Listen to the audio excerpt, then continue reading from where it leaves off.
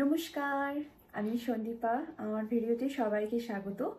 আশা করি তোমরা সবাই খুব ভালো আছো। আমি ভীষণ ভালো আছি। তো তোমরা থাম্বনেল দেখে বুঝে গেছো যে আজকে আমি কি বিষয় নিয়ে তোমাদের সাথে কথা বলতে এসেছি। তো আমি আমার ওটির এক্সপিরিয়েন্স বলবো, মানে ডেলিভারির এক্সপিরিয়েন্স আজকে আমি তোমাদের সাথে শেয়ার করব। প্রত্যেকটি মেয়ের জীবনে মা হওয়াটা একটা কি বলবো দারুণ একটা অনুভূতি, দারুণ একটা ব্যাপার। প্রত্যেকটা মেয়ের জীবনে এটা হয়ে থাকে। তো যেহেতু আমরা নারী, তো আর প্রত্যেকটা মেয়ের যাদের এখনো পর্যন্ত বেবি হয়নি তাদের একটা মনের মধ্যে আতঙ্ক কিন্তু একটা কাজ করে যে কি হবে ফার্স্ট ওটি, বা কেমনভাবে আমি সেই ব্যাপারটাকে হ্যান্ডেলিং করব, বিষয়ে প্রচুর প্রচুর কোয়েশ্চেন। মানে কেমন হবে, আমি ঘাবড়ে যাব না তো, হ্যানা ত্যানা। মানে এটা আমার ক্ষেত্রেও ছিল, আমারও হয়েছিল। বাট আমি সেই সিচুয়েশান থেকে বেরিয়ে আসতে পেরেছি। মানে আমার হয়ে গেছে, পরীক্ষা যেমন হয় না, পরীক্ষা হয়ে গেছে, রেজাল্ট বেরিয়ে গেছে, তো সেরকমই আমারও পরীক্ষা হয়ে গেছে। তো সেই এক্সপিরিয়েন্সটা আমি তোমাদের সাথে শেয়ার করতে এসেছি, যাতে তোমাদের ওটির বিষয়টা বা ডেলিভারির বিষয়টা খুব সহজ হয়ে যায় বুঝতে। তো প্রথমে বলে রাখি যে আমার বেবি 6 মান্থ হলো সবে, আর আমি 6 মাস আগেই ওই স্টেপটাই কাটিয়ে এসেছি। আগের বছর এই টাইমে আমি কনসিভ করার পর আমার কোনো থাইরয়েড, সুগার, আরও যেই জিনিসগুলো মেয়েদের স্বাভাবিক হয় সেইগুলো আমার কিছুই ছিল না। তো আমি থাকি রানাঘাট এবং আমার বাপের বাড়ি হচ্ছে চুঁচুড়া। তো আমি এখানে 2 মাস থেকে আমি চুঁচুড়ায় শিফট হয়ে যাই। আর প্রথম বেবি সবাই বলে মায়ের কাছ থেকে হয়, তো আমিও সেরকম মায়ের আদর পেতে চলে গেছিলাম। আর চুঁচুড়ায় 2 মাসের মাথায়, 2 মাসের শেষের দিকে মেবি চলে গেছি। আর আমি খুব তাড়াতাড়ি ওই বাড়ি চলে গেছি, বিকজ আমার এখানে যে ডক্টর আমি দেখাতাম তাকে মনে আমি 2বার দেখিয়েছিলাম। মানে ফার্স্ট 2টো স্ক্যান করেছিলাম, ব্যাস। তারপরে আমি ডক্টর আর চেঞ্জ করব না, মানে মানে ভেবেই আমি ওই বাড়িতে চলে গেছি খুব তাড়াতাড়ি। তো ওখানে আমি ডক্টর দেখাই, ডক্টর কৌশিক ব্যানার্জিকে আমি ওনার অ্যাপয়েন্টমেন্ট নিই, ওনাকে দেখাই। ওনার রিভিউ আমি তো অবশ্যই দেব।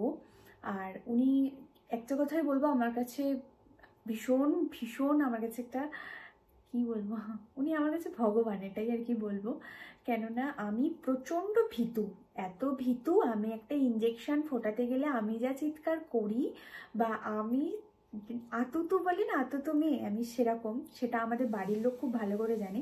সেই বিষয়ে আমার এই বিষয়টাকে নিয়ে সবাই খুব টেন্স ছিল, আমার শ্বশুর বাড়ি, আমার বাপের বাড়ি, সবাই, যে ও কি করবে, ও এত মানে আতুতু, এত ভয় পায়, কিভাবে কি হবে। ইভেন আমিও। কিন্তু আমার হাজব্যান্ড একটা কথাই বলতো কি যে না, তোমার ওই সিচুয়েশনটা এলে তোমার একটা দেখবে একটা মাতৃত্ব বোধের কাজ করবে, একটা আলাদা শক্তি তুমি পাবে। আমি এটাকে অতটা ক্যাশে নিইনি, কারণ আমি না, ওটা এমনি বলছে, হয়তো আমার ভয়টা কমানোর জন্য বলছে। কিন্তু একদমই তাই, এই কথাটা একদম পুরো একদম অক্ষরে অক্ষরে মিলে গেছে। আমার সত্যিই পুরো একটা মায়ের একটা অনুভূতি, বা মা হইনি কিন্তু মায়ের যে একটা সন্তানকে দেখার যে একটা কি বলবো একটা যে ফিলিংস, সেটা কিন্তু তৈরি হয়ে গেছিল, সেটা এমনি এমনি হয়ে গেছিলো। তো এবার আমি বেশি কথা বাড়াবো না, আমি শুধু ওখানে ওটি এক্সপিরিয়েন্সটাই শেয়ার করতে এসেছি। তো প্রেগনেন্টের ব্যাপারটা আমি কিছুই শেয়ার করব না। তো এটা যদি কেউ কোনো রকম কোয়েশ্চেন থাকে, আমি যেটুকুনি জানি, প্রথমে বলি আমি কিন্তু ডক্টর নই, আমার সাথে যেটা ঘটেছে আমি সেটাই কিন্তু তোমাদের সাথে শেয়ার করছি। তো আমার পুরো প্রেগনেন্সি জার্নিতে কোনো প্রবলেম ছিল না, আমার কোনো অসুবিধা ছিল না। আমি যেমন ডাক্তার বলেছে আমি সেরকমভাবে আমি চলেছি। তবে হ্যাঁ, আমি ডক্টরের এদিক ওদিক কোনো কথা আমি কিন্তু মানে শুনিনি এরকম না, ডক্টর যেটা বলেছে আমি সেটাই কিন্তু একমাত্র মেনে চলেছি। পারিপার্শ্বিক প্রচুর প্রচুর কথা আমাকে অনেক রকমভাবে বলা হয়েছে, এটা করলে ভালো হয়, ওটা করলে ভালো হয়, কিন্তু না, আমি কিন্তু ডক্টরের কথা ছাড়া আমি কিন্তু এক পাও এগোইনি। ডক্টর যেটা বলেছে আমি সেটাই একমাত্র শুনে চলেছি। আর এবার আসি আমি ওটির কথাটাই, আমার ওটি কিভাবে হয়েছিল। তো আমার একটু যে ফলস পেন, যেটাকে বলে ফলস পেন আমার হচ্ছিল, এটা হয়েছিল আমার বেবি হওয়ার 2 উইক আগে থেকে। আমার 9th মান্থে স্বাদ ছিল, স্বাদ হওয়ার পরের দিন থেকে আমার শারীরিক কন্ডিশন খুব খারাপ হতে থাকে। এইবারে আমার খুব ব্যথা হচ্ছে, তো আমি ডক্টরের কাছে যাই। ডক্টর বলে এটা ফলস পেন, এটা কোনো অসুবিধা না, তবে এটা এখনও সেই যে মানে বাচ্চা হওয়ার যে পেনটা, সেটা কিন্তু এটা এখনও হয়নি, বা এটা নয়, তো এখনও দেরি আছে। তো আমার ডেট অনেক দেরিতেই ছিল। তো ডেট দেরিতে বলে আমার এরকম দেরি আছে করতে করতে লাস্ট হচ্ছে 12ই আগস্ট আমার বেবি হয়। 12ই আগস্ট ভোর 4টে থেকে আমি আর সহ্য করতে পারিনি, আমার সহ্যের বাইরেই চলে গেছিলো প্রায়। আর আমার ব্যথাটা হতো, একটু বাড়তো একটু কমতো, আবার কমে যেত, আবার হতো আবার কমে যেত, কিন্তু সহ্য করার মতন ছিল না আমার আর কি যেটা হয়েছে। তো আমার ডক্টরকে ফোন করা হলো। তো আমার ডক্টর বললেন যে, আমার ডক্টর প্রথম থেকেই বলেছিলেন যে হসপিটালেও হওয়াতে পারো, আমার কোনো প্রবলেম নেই, বা নার্সিংহোম যে কোনো যেটাতে তো উনি ফার্স্ট থেকেই বলে এসছে হসপিটালে করানোর কথা, কিন্তু আমাদের ফ্যামিলি বা আমার ইচ্ছা ছিল না খুব একটা হসপিটালের থেকে ডেলিভারি হওয়ানোর।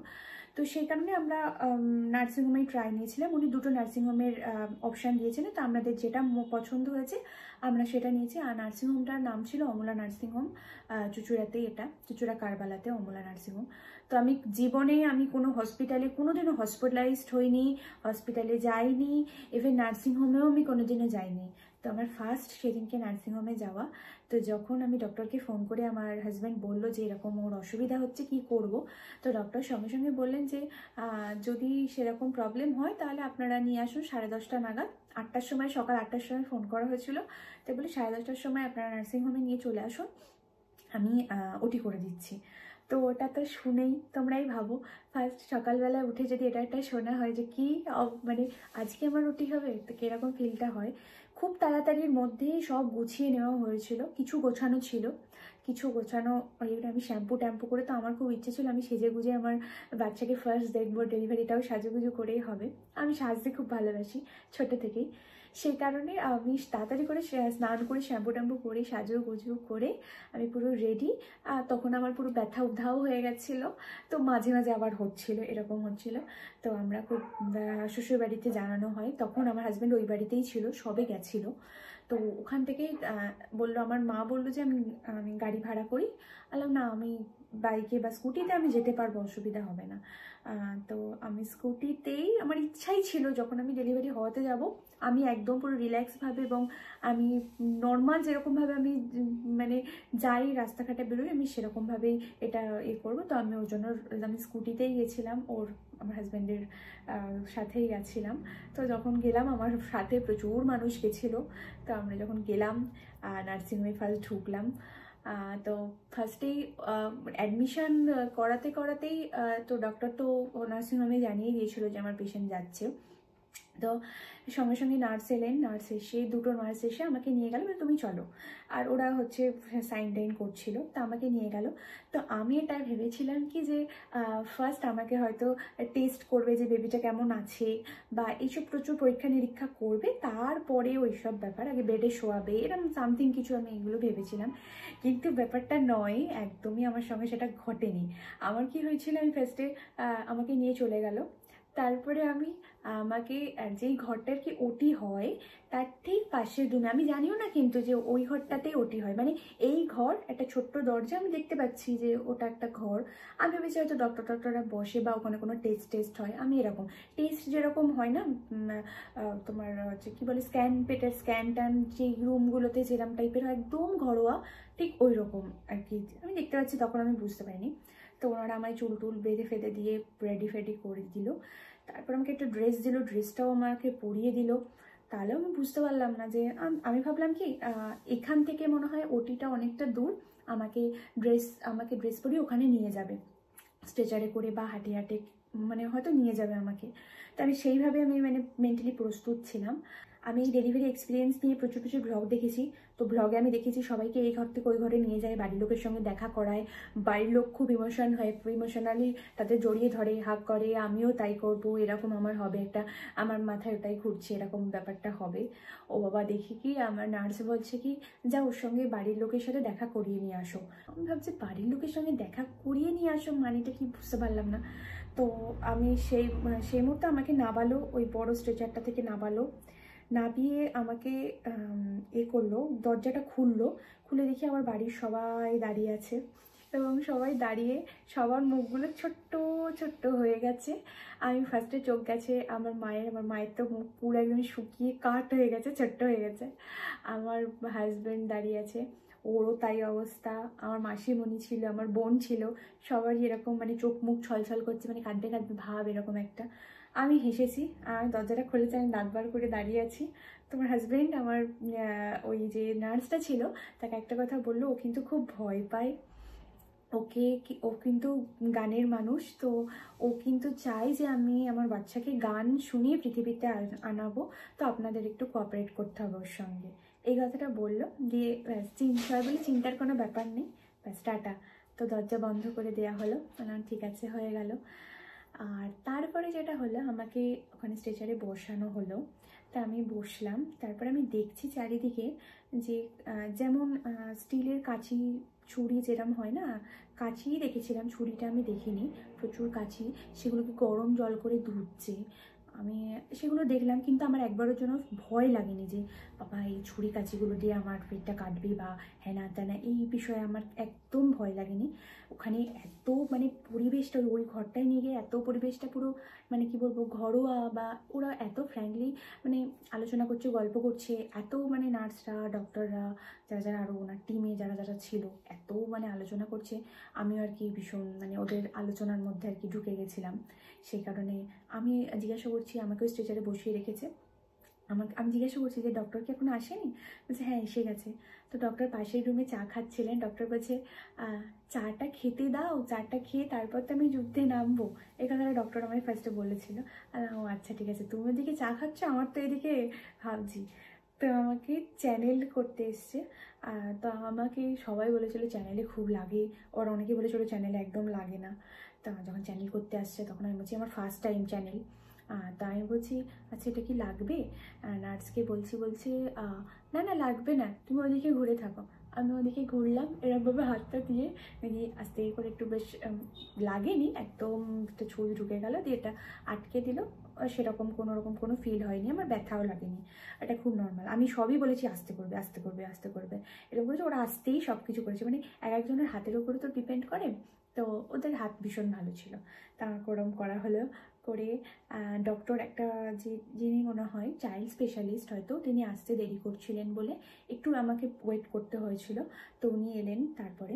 তো আমাকে যে অ্যানেস্থেশিয়াও দিয়েছিলেন যে ডক্টর, তিনি আমাকে বলল যে তোমাকে একটা ইঞ্জেকশন দেবো, ছোট্ট একটা ইঞ্জেকশন দেবো। সেই ইঞ্জেকশনটা ঢোকাতে গেলে একটু লাগবে তোমার ইয়েতে কোমরের হাড়ে, তো সেটা ঢোকাতে গেলে একটু লাগবে, তবে ইঞ্জেকশনটা না অনেকক্ষণ ধরে পুশ করতে হবে, হালকা একটু ব্যথা অনুভব হতে পারে। তো তুমি নড়বে না, তুমি চুপ করে থাকবে, একটু সহ্য করতে হবে। ঠিক আছে। এত ইঞ্জেকশন খেয়েছি না প্রেগনেন্সিতে, ইঞ্জেকশনের ভয় আমার আর ছিল না। ঠিক আছে, যুদ্ধে যখন নেমে গেছে আমাকে এটাকে মানে মেনে নিতেই হবে, এটা ভেবে আমি একদম প্রিপেয়ার্ড হয়ে গেছিলাম। তো আমি বসে আছি, তো আমাকে একজন ঘাড় এরমভাবে ধরলো, বসেই ঘাড়টা একটু নিচু করে ধরলো, বেন্ড করলো, সি প্যাটার্ন করলো আর কি।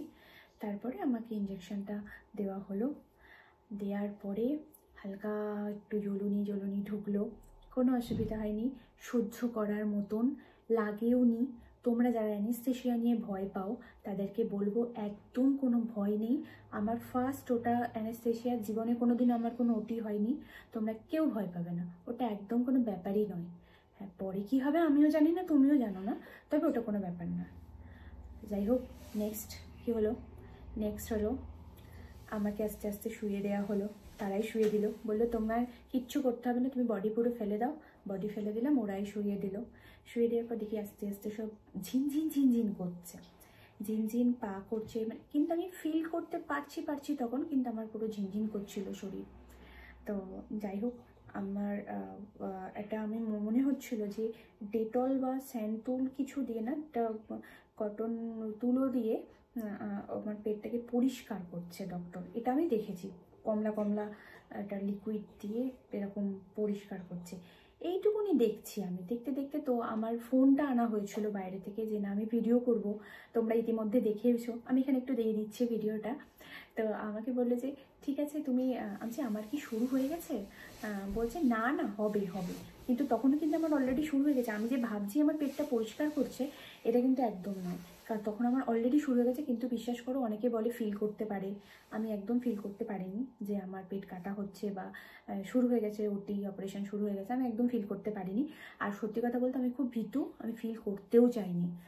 যাই হোক, তো আমাকে বললো যে তুমি গান করতে চাইছিলে না, গান করো।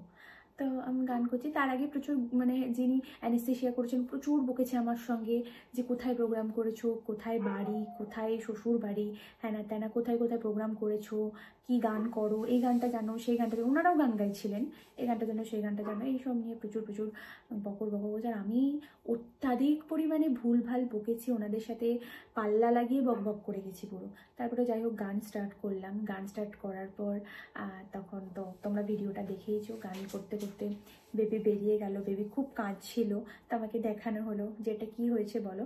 তাহলে আমার ছেলে হয়েছে। তো ছেলে হয়েছে বলে ভীষণ যে আনন্দ সেটাও আমার হয়নি, বা খুব যে দুঃখ সেটাও আমার হয়নি, খুব নর্মাল ব্যাপার। হ্যাঁ, ছেলে হয়েছে, এটার কারণে আমি একটু অন্য ভ্লগে বলবো কেন হয়নি। এটা একটা অন্য বিষয় আছে, সেটা আমি অন্য জায়গায় বলবো, অন্য একটা ভিডিওতে। তো যাই হোক, দেখলাম যে হ্যাঁ, তখন আমি বললাম আমার তো বাচ্চার মুখই দেখতে পারলাম না, একটু দেখান। তো ওরা বলছে এই বাচ্চার মুখ দেখেনি, নিয়ে আসো নিয়ে আসো। নিয়ে এলো, আমি একটু ডান দিক ঘুরে এরম করে তাকালাম, তো দেখলাম পুরো 5-6টা আমার বেবির মুখ আছে, পুরো ব্লাড। আমি পুরো ব্লাড দেখছি, কিচ্ছু দেখতে পাচ্ছি না, পুরো ঝাপসা একদম চোখে পুরো। তারপর আমার নাকে হচ্ছে হালকা একটু অক্সিজেন দেওয়া হয়েছিল, একদম হালকা স্লাইড অক্সিজেন চলছিল। আর তারপর হলো আমার চরম পাগলামি। আমার প্রচুর বকেছি, আমাকে বলেছে মানুষ, তুমি কে? আমি বলেছি আমি মানুষ। হ্যাঁ, বলছে মানুষ তো সবাই। আর না, আমি মানুষ, এই মানুষ নিয়ে প্রচুর ডেফিনেশন দিয়েছি ওনাদের, খুব একটা মনে পড়ে না, তবে এইটুকুনি আমার মনে আছে, আমি এইসব নিয়ে প্রচুর বকবক করেছি। তো আমি এত বকছিলাম, এবার ওটি হয়ে গেছে, তো এত বকলে তো আমার বমি হয়ে যাবে, বেশি বকা যাবে না। আমাকে বললেন যে, ডক্টররা বলছিলেন যে যদি এবার বেশি বকবক করো আমি কিন্তু ঠোঁটে ইঞ্জেকশন দিয়ে দেবো। তো আমার কথাও একটু এড়িয়ে গেছিলো। আমি বললাম না না, আমি ইঞ্জেকশন দিতে হবে না, আমি চুপ করে যাচ্ছি। তো সেই যে চুপ করেছে, আমি আর বকিনি। তারপরে আমাকে বেডে দেওয়া হলো, আমি সবই বুঝতে পারছি, সবই দেখতে পাচ্ছি। তা তখন আমাকে ওনারা, আমি ভ্লগে, অন্যদের ভ্লগে দেখেছিলাম বেশি কথা বললে বমি হয়, আর যদি চুপ করে থাকো তাহলে কিন্তু বমিও হবে না, গা পাকও দেবে না। তো আমি ওই তখন যেহেতু অনেকটা কথা বলে ফেলেছিলাম, আমার হালকা একটু মানে মানে একটু গাটা পাক দিয়ে উঠেছিল, আমি বুঝতে পেরেছিলাম। তো আমি চুপ করে গেছি, মুখ একদম আটকে চোখ বন্ধ করে গেছি। ওই জন্য আমার আর কোনো বমিও হয়নি, কোনো অসুবিধাও হয়নি।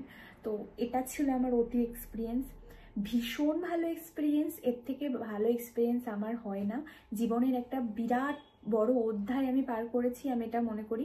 আর বিরাট বড় অধ্যায়টা ছিল ভীষণ ভীষণ হ্যাপি মোমেন্ট, যেটা আমার পক্ষে ভীষণ। আমি অসংখ্য ধন্যবাদ জানাবো আমাদের ডক্টর কৌশিক ব্যানার্জিকে আর তার টিমকে, ফুল টিমকে, এবং অমলা নার্সিংহোমে প্রত্যেকটা মানুষকে, মানে নার্স যারা ওখানে পরিষ্কার করেন, সুইপার আছেন, বা যারা মালিক, যিনি মালিক ওখানকার, অতুলনীয় তার ব্যবহার, তাদের যিনি মালিক তার ওয়াইফ, এবং তিনি মানে অসম্ভব ভালো মানুষ তারা। হ্যাঁ, তারা ভীষণ ভালো। আমি এত ভালো ভালো কেন বলছি, কারণ আমার সঙ্গে ভীষণ ভালো ব্যবহার হয়েছে। আমি ভীষণ ওখান থেকেই সহযোগিতা পেয়েছি। নতুন মা হওয়ার পরে মানুষের মেন্টালি যে সহযোগিতাটা লাগে, সেটা আমি ওখান থেকে প্রচুর পরিমাণে পেয়েছি। সেই জন্য আমি খুব তাড়াতাড়ি সুস্থ হয়ে গেছিলাম। আমি মানে পরের দিনই আমি পুরো র্যান্ডাম একা আমি হেঁটে গেছি, হেঁটে বাথরুমে গেছি, হেঁটে বাথরুম থেকে এসেছি, আমার কারোর কোনো সাপোর্ট প্রয়োজন হয়নি। আমি যেদিনকে আমার ওটি হয়েছে, 12টা 12:30টার সময় আমার ওটি হয়েছে, তার বিকেলবেলায় আমি পাশ ঘুরতে পেরেছি, কারণ আমাকে বলা হয়েছিল যে তুমি যত বেশি মুভ করতে পারবে তুমি তত বেশি তাড়াতাড়ি সুস্থ হতে পারবে। সে কারণে আমি খুব তাড়াতাড়ি মুভও করে গেছি, মানে চেষ্টা করেছিলাম করতে। এবং পরের দিন থেকে আমি খুব অ্যাক্টিভ হয়ে গেছিলাম, চেষ্টা করেছি হাঁটার একটু একটু করে, সব কিছু করার। প্রচুর ইঞ্জেকশান খেয়েছি, ইঞ্জেকশানগুলোও সহ্য করে নিয়েছি। কারণ বলে না, মানে আমি অনেক শুনেছি আমার শাশুড়ি বা আমার মায়ের কাছ থেকে, যে মায়ের কাছ থেকে না, আমার বেশি শাশুড়ির কাছ থেকে শোনা, যে যতই কষ্ট হোক সন্তানের মুখের দিকে তাকালেই তোমার সব কষ্ট দূর হয়ে যাবে। সেটাই হয়েছে হয়তো, যে নাকি আমার ছেলে হয়েছে এটা ভেবে। তো সেই কারণে এইটা ভেবেই হচ্ছে আমার আর্ধেক আমি যে মনে মনে ভাবছি, বাবা আমি মা হয়ে গেলাম, আমার ভিতরে যে এতদিন বড় হচ্ছিল সে পৃথিবীতে চলে এসছে, আমার কাছে চলে এসছে, এটাই ভেবেই হচ্ছে আমার অর্ধেক সুস্থ হয়ে গেছি। আর এটাই ভগবানের আশীর্বাদ ছাড়া কোনোভাবেই হয় না। ভগবানের আশীর্বাদ, গুরুজনদের আশীর্বাদ অবশ্যই, না হলে কখনোই। আর অনেক অনেক ধন্যবাদ তো আমি সবাইকে জানালাম, সব থেকে বিশেষভাবে ধন্যবাদ আমার, ধন্যবাদ দিয়ে এদের কোনো লাভ নেই, কারণ এরা নিজেদের মানুষ। এরা যদি পাশে না থাকতো হতো না। তারা হচ্ছে আমার চুঁচুড়ার প্রত্যেকটা পাড়ার মানুষ। যখনই অসুস্থ হয়েছি তখনই ছুটে ছুটে আসা, তারপরে ওখান থেকে আমাকে আমার ডেলিভারির সময় যাওয়া, যারা যারা গেছে, মানে কি বলবো, ভীষণভাবে পাশে ছিল। তাদেরকে আমি যখন গেছি, ওখানে যখন থাকতাম, তারা রোজ আমাকে দেখতে আসতো, যারা প্রায় দেখতে আসতো, প্রচুর প্রচুর গিফট নিয়ে আসতো, ফল, আমি ক্যাডবেরি খেতে ভালোবাসতাম, ক্যাডবেরি, মিষ্টি মিষ্টি খেতে খুব ভালোবাসতাম, মিষ্টি, এগুলো যারা নিয়ে আসতো তাদেরকে তো মানে কি বলবো, তাদেরকে থ্যাংক ইউ আমি বলবো না, থ্যাংক ইউ বলা মানে আমার মনে হয় ছোটো করা হবে, কারণ তাদের কোনো স্বার্থ ছিল না, কিন্তু এটা ভালোবাসার তাগিদেই হয়েছে। আর আমার জীবনে মা হওয়ার পিছনে যে দুটো মানুষ, সেটা হচ্ছে আমার হাজব্যান্ড আর আমার মা। ওরা না থাকলে কোনোভাবেই কোনো কিছু সম্ভব হতো না, তো হতোই না। আর এই দুটো মানুষ আমার মানে কি বলবো, অনেকটা আমাকে সুস্থ করে দিয়েছে আর অনেকটা ইজি করে দিয়েছে মা হওয়ার পিছনে। সেই জন্য হয়তো আমি ফিলই করতে পারছি না যে বাবা আমি মা হয়ে গেলাম। ইভেন বাড়ি আসার পরে বাচ্চাকে দেখাশোনা সব কিছু আমার মা, ঠাম্মা, আমার বাড়ির সবাই, আর হচ্ছে আমার হাজবেন্ড ভীষণভাবে হেল্প করেছে। হেল্প মানে তারাই, মানে কি বলবো, 80% করেছে, আমি 20% করেছি। তো এই ছিল ডেলিভারি এক্সপিরিয়েন্স, যেটা আমার টোটালি রেটিং দেবো 5 স্টার। টোটালি সব কিছু সেটা খুব ভালো, আমি খুব হ্যাপি। আর আমার গোপালকে পেয়েও আমি খুব হ্যাপি। তো আর তোমরা যদি আর কিছু জানতে চাও কমেন্টে বলো, আমি অবশ্যই শেয়ার করবো যেটা আমার সঙ্গে ঘটেছে। আর সবাই খুব ভালো থেকো, সুস্থ থেকো। ভিডিওটা একটু লেন্দি হয়ে গেল কারণ অনেক গল্প করে ফেললাম। তো চলো টাটা। তোমরা কিন্তু একদম ভয় পাবে না যারা এই স্টেপে পা দিতে চলেছ, একদম কোনো ভয়ের কোনো কারণ নেই। শুধু একটু কিছু কিছু টিপস মানতে হবে, ব্যাস। টিপস কি চাও সেটা তোমরা আমাকে কমেন্ট করতে পারো, আমি আলাদা আলাদা করে ভিডিও আমি তোমাদেরকে পোস্ট করে দেবো। Thank you.